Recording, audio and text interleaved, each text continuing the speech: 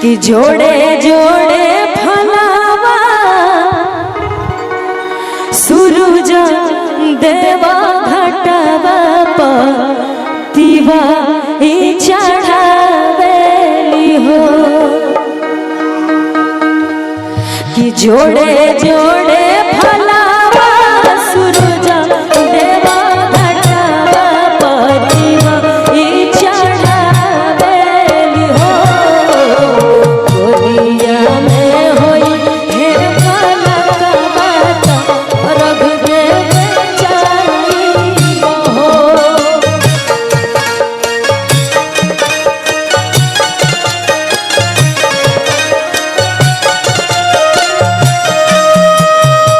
जोड़े जोड़े फलावा सूरज देवा घटवा पतिवा चढ़ावेली हो।